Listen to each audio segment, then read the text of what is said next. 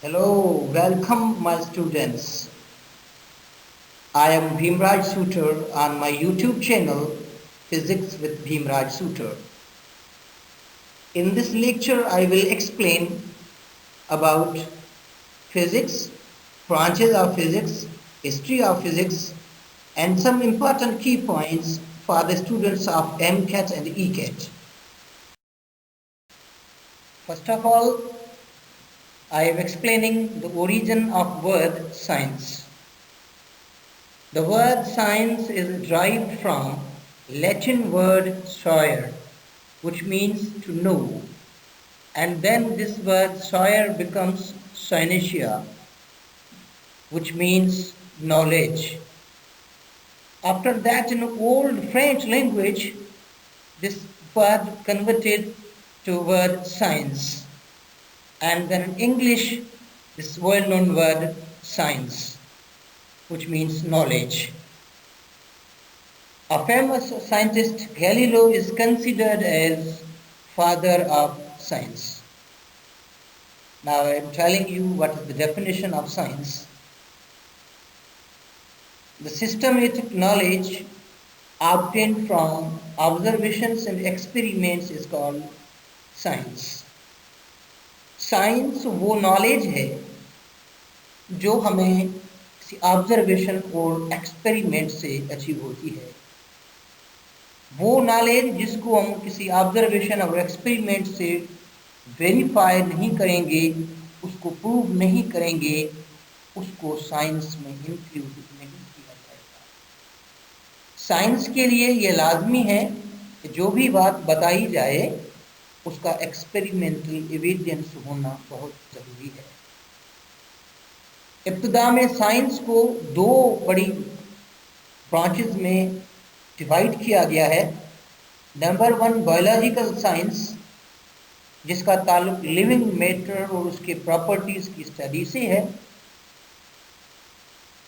On the other hand, another branch is the physical science, which deals with the study of non-living matter and its properties. जहाँ तक living matter का ताल्लुक है, तो you know the cell is considered as the biological atom. But in non-living matter, we study about atoms, molecules, like that. Now I am explaining the origin of word physics. The word physics is derived from Greek word physis, and then this physis word is converted into another word physica, which means natural things. And in Latin language, this word physica, once again in English language, is converted into physics in the late 15th century. Nowadays, this word physics is very familiar. And this name was given by Aristotle. No any single scientist is considered as the father of physics. Galileo, Sir Isaac Newton, and Albert Einstein are considered as father of physics. This is the historical background of word physics.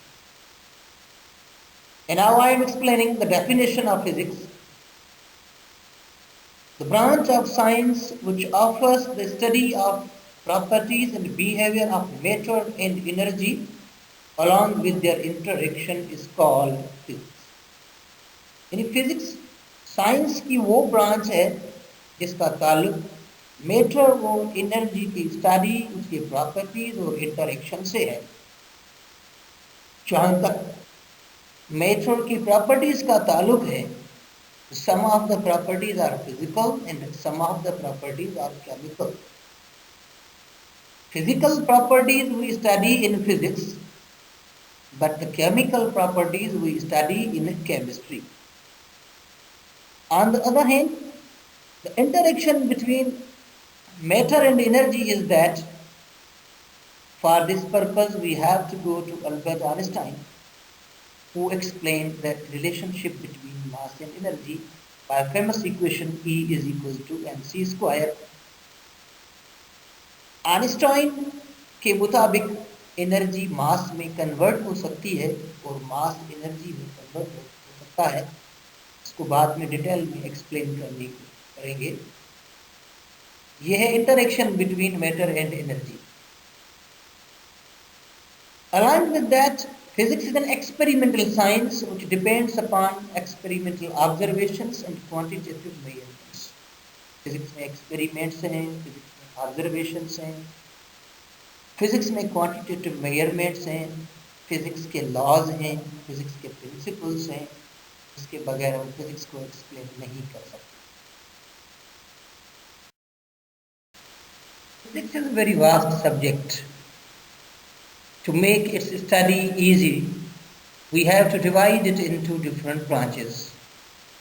Physics का subject बहुत वसी है, उसकी study को आसान बनाने के लिए उसको ब्रांचेस में डिवाइड करना पड़ेगा। जैसा मैंने अभी बताया कि फिजिक्स स्टडी ऑफ मैटर, तो matter is made up of atoms and molecules. Matter atoms और मॉलिक्यूल से बनता है, इसलिए सबसे पहले हमें एक्सप्लेन करना पड़ेगा atomic and molecular physics. The study of atoms and molecules, there structure and properties is called atomic and molecular physics. Atomic और मॉलिक्यूलर फिजिक्स में एटम की कंपोजिशन को पढ़ेंगे, एटम के अंदर पार्टिकल्स की कॉन्फ़िगरेशन को पढ़ेंगे, एटॉमिक एनर्जी को पढ़ेंगे और उसके साथ ये भी पढ़ेंगे कि वो कौन से फोर्सेस हैं जिनकी वजह से एटम्स मिलके मॉलिक्यूल्स बनाते हैं। एटम का सबसे बड़ा इंपॉर्टेंट पार्ट है nucleus. So now I am telling you the another branch is nuclear physics. In nuclear physics we study about nucleus, nucleons and nuclear changes. Atom का जो सेंट्रल पार्ट न्यूक्लियस है, जिसमें atom का मास concentrated होता है। Nucleons यानी वो particles जो न्यूक्लियस के अंदर होते हैं, जैसे प्रोटॉन्स और न्यूट्रॉन्स हैं, उसके साथ जो न्यूक्लियर रिएक्शंस होते हैं जिसमें न्यूक्लियस की कंपोजिशन चेंज होती है, उसकी स्टडी जिस फिजिक्स की ब्रांच में करेंगे उसको कहते हैं nuclear physics. Then solid state physics. Solid state physics is considered with the study of physical and electrical properties of matter in solid form. Physical properties के साथ इलेक्ट्रिकल प्रॉपर्टीज को भी स्टडी करेंगे। जैसे फॉर एग्जांपल मैं ये बताऊं कि कंडक्टर्स में इलेक्ट्रिसिटी क्यों कंडक्ट होती है, उसका क्या रीजन है, ज़्यादा फ्री इलेक्ट्रॉन्स क्यों होते हैं। मुझे इंसुलेटर को एक्सप्लेन करना है, सेमीकंडक्टर्स को एक्सप्लेन करना है, तो फिर के लिए ये solid state physics branch important है। सॉलिड के साथ मैटर की एक आयोनाइज्ड स्टेट है जिसको प्लाज्मा कहते हैं। To study the properties of highly ionised state of matter we have the branch of physics that is plasma physics. And after that another branch is mechanics. In mechanics we study about motion of bodies under the influence of various forces. कि motion force के बगैर मुमकिन नहीं है। Motion और force का जो आपस में इंटरेक्शन है उसको स्टडी करने के लिए फिजिक्स की ये सबसे इंपॉर्टेंट ब्रांच है mechanics. Mechanics itself is divided in two main branches. We study about motion of bodies without reference of its causes in kinematics. यानी काइनेमेटिक्स में सिर्फ मोशन को स्टडी करेंगे लेकिन उसके काजेस को स्टडी नहीं करेंगे। फिजिक्स की जो इक्वेशंस हैं, जो Vf is equal to Vi plus AT, S is equal to VIT plus half AT square, these equations are known as equations of kinematics. And if we want to study causes of motion, just like force is the main cause of motion, for this purpose we have another branch that is dynamics. So in dynamics, we study about force, units of the force, Newton's laws of motion, first law, second law, third law, momentum, and like that. Now one of the very important thing is sound. Physics में sound की study बहुत important चीज है. इसके लिए जो physics की branch है, to study sound, we have a branch that is known as acoustics. In acoustics, we also study about how we design an auditorium in which we can avoid unnecessary echoes. Acoustics में हम ये भी पढ़ेंगे कि architect engineer एक hall को, एक auditorium को कैसे डिजाइन करेगा जिसमें किसी तरह से अननेसेसरी इकोज को अवॉइड किया जाए ताकि साउंड अच्छी तरह से सुनाए. साउंड के बाद लाइट बहुत इंपॉर्टेंट चीज है जिसकी स्टडी फिजिक्स में बड़ी इंपॉर्टेंट है. उसके लिए जो फिजिक्स की ब्रांच है that is optics. In optics, we study about properties and production of light, and along with that, it offers the study of mirrors, lenses, and optical instruments like microscope and telescope. तो optics में microscope को पढ़ेंगे, telescope को पढ़ेंगे, उसकी image formation को पढ़ेंगे. Optics is divided into, optics को दो ब्रांचेस में डिवाइड किया गया है. एक वो ऑप्टिक्स है जिसको फिजिकल ऑप्टिक्स और वेव ऑप्टिक्स कहते हैं, जिसका ताल्लुक वेव नेचर ऑफ लाइट से है. और वेव नेचर ऑफ लाइट से रिलेटेड इंटरफेरेंस है, डायफ्रैक्शन है और पोलराइजेशन है. ये तीन बड़े इंपॉर्टेंट टॉपिक हैं. इसका ताल्लुक फिजिकल ऑप्टिक्स या वेव ऑप्टिक्स से है. जैसा कि आपको पता है कि लाइट की ड्यूअल नेचर है. लाइट की वेव नेचर के साथ पार्टिकल नेचर, रे नेचर भी है. रे नेचर, रे ट्रीटमेंट ऑफ लाइट का ताल्लुक ज्योमेट्रिकल ऑप्टिक्स से है. ज्योमेट्रिकल ऑप्टिक्स का दूसरा नाम रे ऑप्टिक्स. अब मैंने साउंड से रिलेटेड ब्रांच अकाउस्टिक्स को एक्सप्लेन किया, फिर लाइट से रिलेटेड ब्रांच को एक्सप्लेन किया. उसके बाद एक फिजिक्स में जिस चीज को हम ज्यादा स्टडी करेंगे वो हीट एनर्जी. इसके लिए जो सबसे इंपॉर्टेंट ब्रांच है थर्मोडायनामिक्स, जिसमें हम यह पढ़ेंगे कि हीट एनर्जी किस तरह डिफरेंट फॉर्म्स में कन्वर्ट होती है. इसका मैं मिसाल इस तरह देता हूँ, जैसे हीट इंजन है तो हीट एनर्जी उसमें मैकेनिकल एनर्जी में कन्वर्ट होती है, यूजफुल वर्क में कन्वर्ट होती है. फिर थर्मोडायनामिक्स के लॉज पढ़ेंगे कि किस तरह हीट एनर्जी यूजफुल वर्क में कन्वर्ट होती है. Thermometry and calorimetry, two main branches. If we want to study the methods of measurement of temperature, then we have the branch thermometry. You know the thermometer is the measuring instrument for temperature. But in calorimetry, we study about methods of measurement of heat. Heat की measurement के लिए physics की branch है calorimetry. Calorimeter is that device by which we can measure heat. Heat का measuring device calorimeter है, इसलिए इस branch का नाम है कैलोरीमेट्री. हीट और टेम्परेचर के बाद इलेक्ट्रिसिटी बहुत इंपॉर्टेंट टॉपिक है फिजिक्स में. उसकी स्टडी के लिए फिजिक्स की एक ब्रांच है इलेक्ट्रोस्टैटिक्स, जिसका दूसरा नाम है static electricity. In electrostatics we study about stationary charges. Point charges are localized charges. Charges अगर रेस्ट में है या उसकी लोकेशन किसी पॉइंट पे है, उसके लिए फिजिक्स की ब्रांच इलेक्ट्रोस्टैटिक्स है. और इलेक्ट्रोस्टैटिक्स में जो मेन लॉ स्टडी करेंगे दैट इज कूलम्ब्स लॉ. अगर चार्जेस मोशन में है, मूविंग चार्जेस और उसकी एप्लीकेशंस के लिए जो ब्रांच है उसका नाम है इलेक्ट्रोडायनामिक्स, और उसका दूसरा नाम है करंट इलेक्ट्रिसिटी. उसके बाद में एक अहम बात बताना चाहूंगा कि मैग्नेटिज्म और इलेक्ट्रिसिटी का आपस में गहरा ताल्लुक है। Electricity is nothing without magnetism and magnetism is nothing without electricity. इनका जो आपस में रिलेशनशिप है, इनकी जो एप्लीकेशंस है, इनकी जो कंबाइंड स्टडी है, उसके लिए फिजिक्स की ब्रांच है electromagnetism.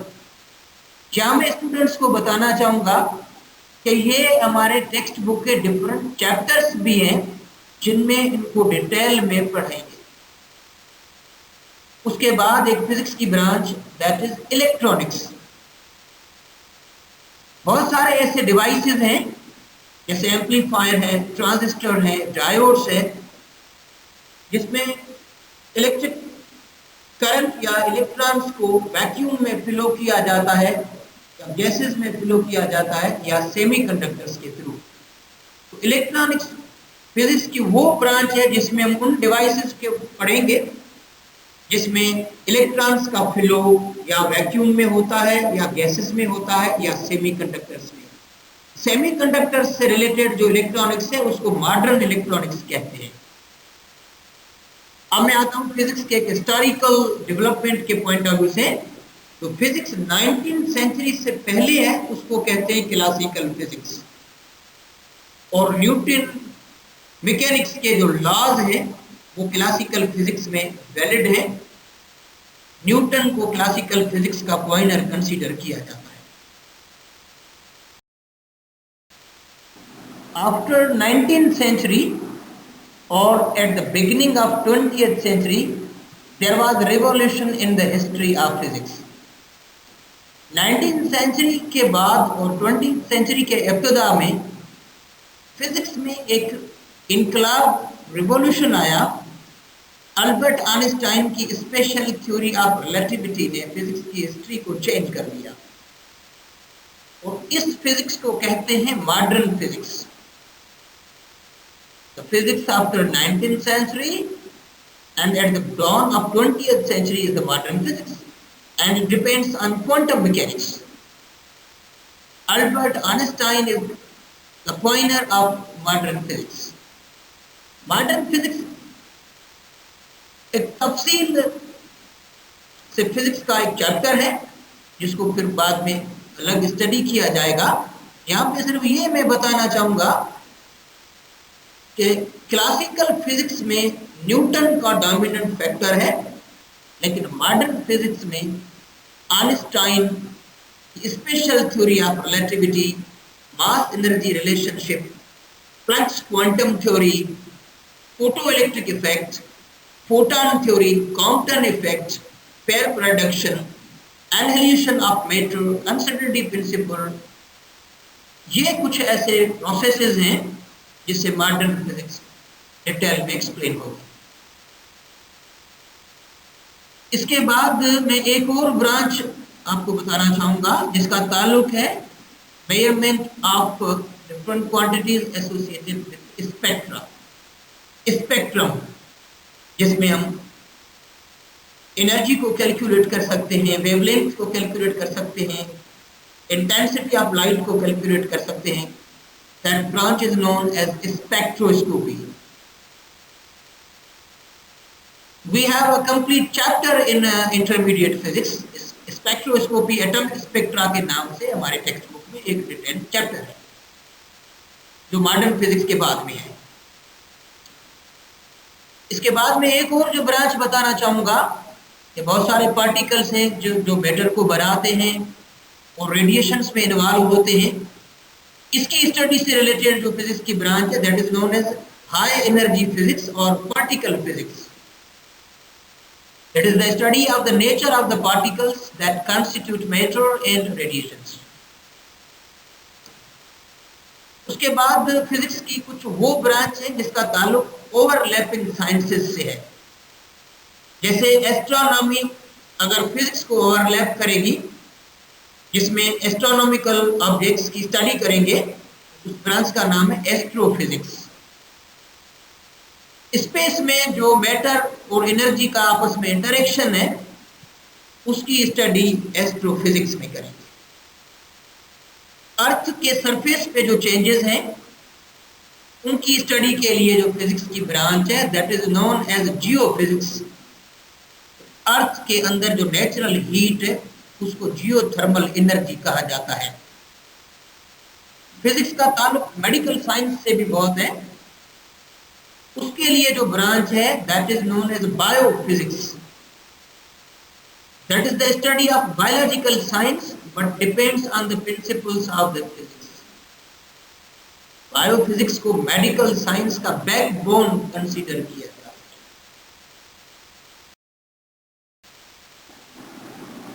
Metaphysics, in this branch we study about philosophy. Metaphysics is considered as the foundation of philosophy. ये बड़ी एक अहम ब्रांच है जिसका ताल्लुक फिलोसॉफी से है। मुस्लिम साइंटिस्ट इब्न सीना ये मेटाफिजिक्स का बड़ा एक्सपर्ट था। मैंने बहुत सारी ब्रांचेस को एक्सप्लेन किया जिसका ताल्लुक different topics. I hope you have understood all the branches in detail. मुझे उम्मीद है कि आपको फिजिक्स की ब्रांचेस अच्छे तरीके से समझ में आ गई। Now I am explaining the historical development of physics.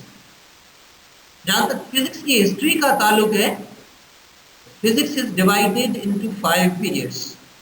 Physics को 5 पीरियड्स में तकसीम किया गया है।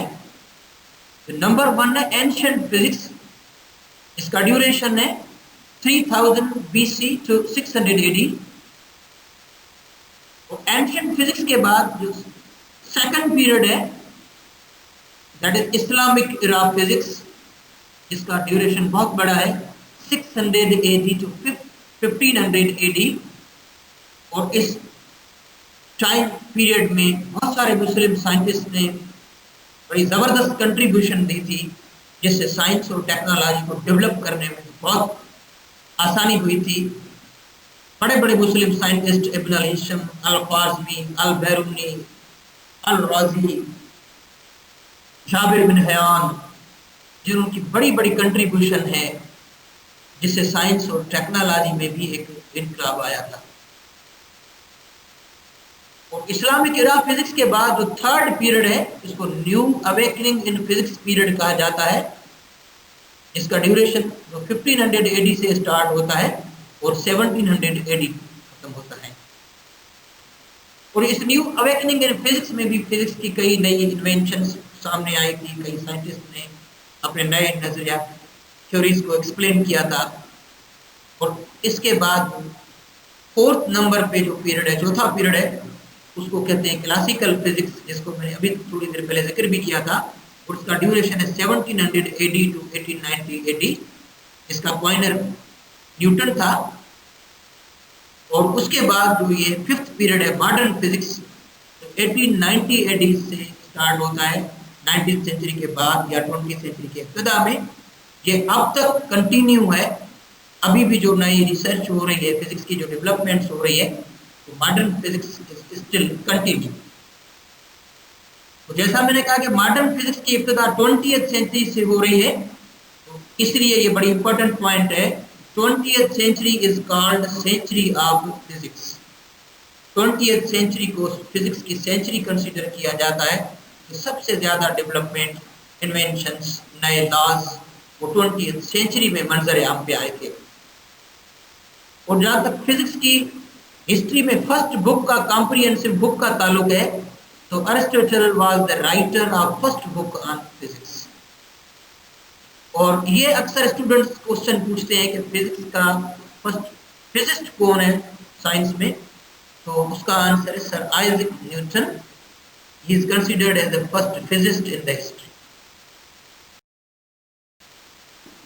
जहां तक फिजिक्स की हिस्ट्री का ताल्लुक है वो बहुत तवील है, जिसके लिए मुझे एक और लेक्चर देना पड़ेगा, जिसमें तमाम पीरियड्स को अलग अलग एक्सप्लेन करूंगा। ये मेरी कोशिश जारी रहेगी और उसके लिए आपका साथ मुझे चाहिए। तो please subscribe, like and share my channel physics with Bhimraj sweater. Thank you very much.